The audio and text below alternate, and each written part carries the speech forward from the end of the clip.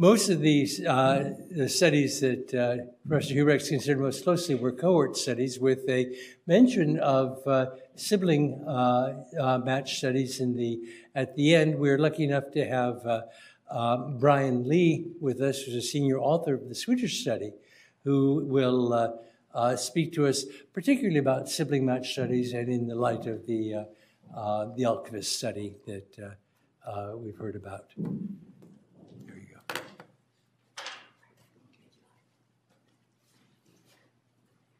Hi, everyone. I'm reminded that the last time I was in this room was over 20 years ago as a prospective doctoral student here trying to work with Mark, but I was never lucky enough to do so. Today I'm going to be talking about our study in JAMA. All right, so I had some disclosures, but it's not clicking through. I've done some consulting for both the plaintiffs and defendants in the past litigation. So today I'd like to first of all acknowledge our team of investigators. It's a multidisciplinary team of epidemiologists, neuroscientists, expertise, and clinicians. This effort was led by two brave doctoral students, Victor Alkvist and Hugo Solkvist, who are the co-first authors. And we sent them on this little side quest that distracted them from their dissertations. Sorry about that, Victor and Hugo. So one of the reasons that we wanted to do this study was because when we looked at the available evidence, we didn't think that the studies out there necessarily did the greatest job examining specifically the factors that might have been confounding. And when I say confounders, of course, I mean that little box with the question mark. What are the factors that might predict both acetaminophen use during pregnancy as well as neurodevelopmental disorders? Krista mentioned that there's confounding by maternal health, so things like infection, fever are considered more acute conditions. Things like migraine and pain might be considered more chronic. These are associated, and of course, when we talk about association, it's not necessarily causation, and there could be other factors actually underlying that.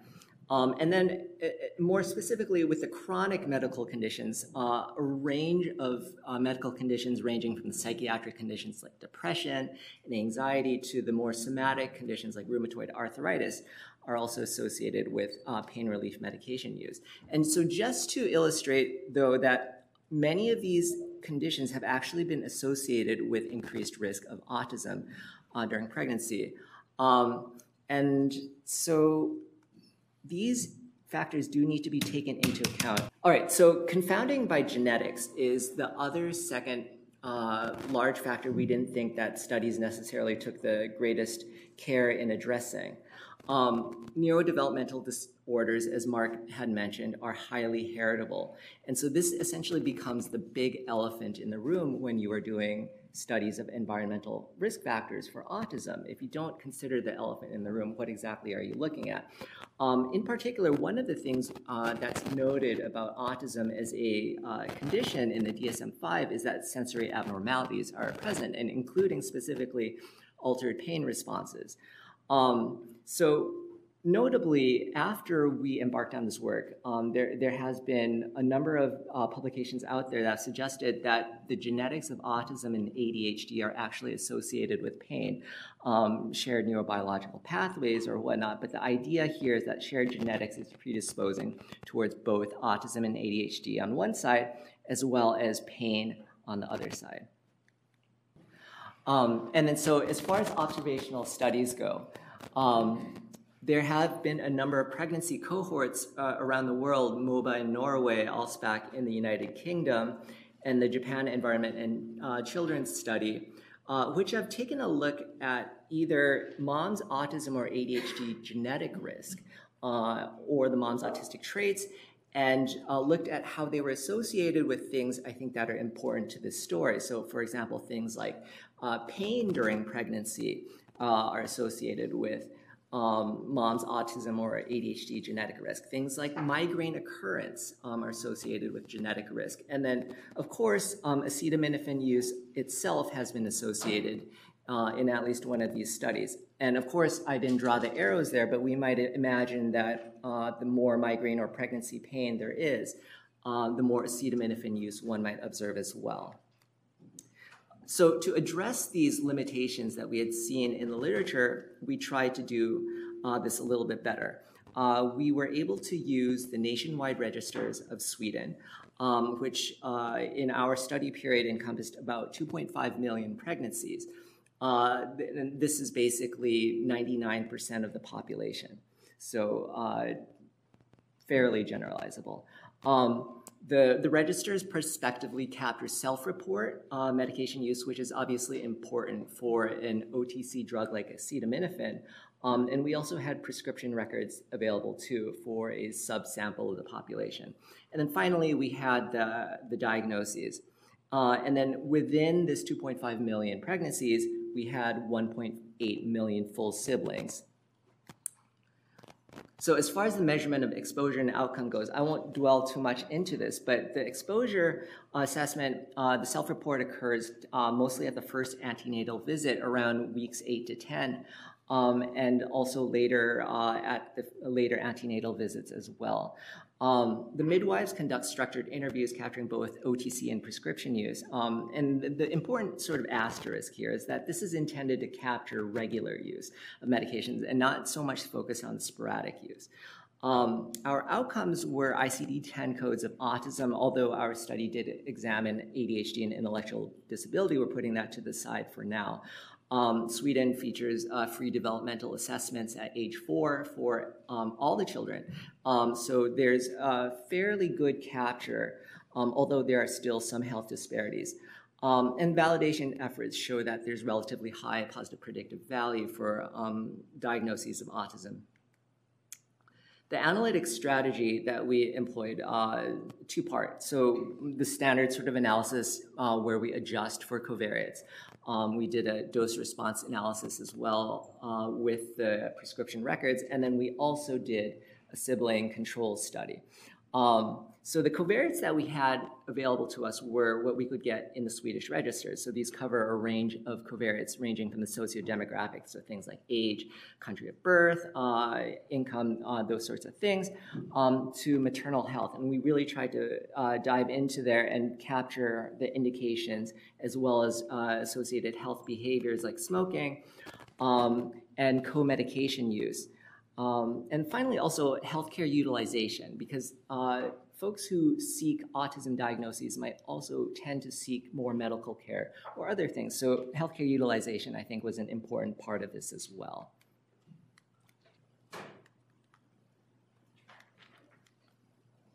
Okay, so in our standard analysis, just a very simple yes versus no self-report or a prescription use of acetaminophen versus no. First of all, I want to point you to the crude risks at age 10. These are the absolute risks. So basically at age 10, what percent of kids who were not exposed to acetaminophen, what percent of them had autism? And so it was 1.3% there. And for folks who were exposed to acetaminophen in the womb, it was 1.53%. So the crude hazard ratio is 1.26, and after we adjust for everything, the hazard ratio there is 1.05. So I want to point you to a couple of different things here. So first of all, our hazard ratio of 1.26 replicates the original first study of acetaminophen use and clinical diagnosis of autism with a hazard ratio of 1.22. The second factor I want to point you to is that the results are basically consistent with near null effects with an e-value of approximately 1.28. A strong breeze could blow this to the null. And then finally, also, it's interesting that Krista pointed this out, that the other analgesics that we had looked at, aspirin, NSAIDs, and opioids and anti-migraine drugs, these analgesics shared the similar association patterns. And what this sort of points us to is the possibility that there is actually an unknown confounder at play, because this fits the classic concept of a negative control exposure. If you have an unknown confounder like pain, and you think it's affecting acetaminophen use during pregnancy, you might consider other analgesics that you would not otherwise think to be associated with the neurodevelopmental disorders and see what the association is. And if you see something similar, that should raise an eyebrow, and that's what it did for us. After this, we then proceeded to look at our sibling analysis. And so the idea with the sibling analysis is, there's a figure that's missing. Okay, the sibling analysis is supposed to basically compare exposed and unexposed siblings, because siblings are born to the same parents. They share, on average, 50% of their genetics, and this is able to control for parental characteristics that don't change. And so because of this, this is a very powerful way to address genetics, which we don't actually observe.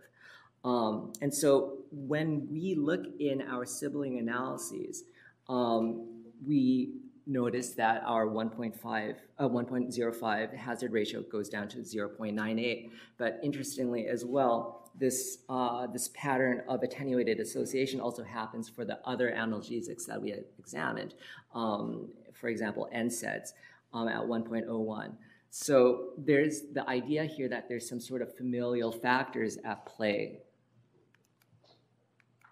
Okay, so dose response was another factor, right? This is one of the Bradford-Hill criteria. The more of an exposure that is postulated to cause harm, you should see more harm with the greater dose, right? And so initially, we see this in our models where the lowest adjusted for just birth year and sex, going from low dose to high dose, and you'll see hazard ratios going up from 1.3 to 1.9. This attenuates with adjustment for indications and other analgesics, and after adjustment for everything, it attenuates even more, but there's still some signal there. Upon sibling analysis, this pretty much goes away. So everything drops down to the null. And so where this leads us to then is a couple of different observations. So the first one is that acetaminophen use during pregnancy was associated with children's risk of neurodevelopmental disorders before accounting for confounders. I think this is an important observation because we're able to replicate what other previous studies had observed. The second finding that we had, the more confounders that we adjusted for, the more the associations attenuated. And this to us should be a sort of a red flag that something is going on and that it's not necessarily just a causal association here. And the final thing that is that we saw that is in the sibling analysis, there was no increased risk associated with acetaminophen. So whenever we're interpreting study results, it's always important to I think, rule out competing explanations. And so, of course, being an epidemiologist, the first natural sort of instinctive response to any sort of study, well, could bias have explained this? And so I'm not going to bore you with the details, and I'll point you to the supplement of our paper, but we did look at a variety of sensitivity analyses to address things like measurement error in the exposure, things like carryover effects in sibling analyses, where the idea where one sibling's exposure or outcome could actually affect the second sibling's exposure or outcome and then cause some bias that way. Things like cohort effects or generalizability, we were able to rule out through or suggest that the probability was fairly low that it impacted our findings. Chance is always, of course, an explanation for anything. And it's not something that our study can rule out in and of itself, but the Okubo study that came out in Japan this past September with its completely independent replication suggests that this is less likely. A true causal effect, I think where the evidence in our study was pointing us towards is that and the other studies as well, is that the studies that sufficiently address confounding, especially through the genetically informed sibling comparisons, suggest that this is not a true causal effect. And then the non-causal effect, therefore, becomes the most likely explanation. So in summary then, in my personal opinion, the evidence needle is currently and strongly pointing towards non-causal. But we still don't understand a lot of what's going on. The mechanisms of confounding, especially where and how genetics is involved, is still a mystery. And I think more importantly, we still don't really know what causes autism. And that's something, I don't think the acetaminophen literature is necessarily going to do a great job towards explaining, but it might explain a part of it. So thank you.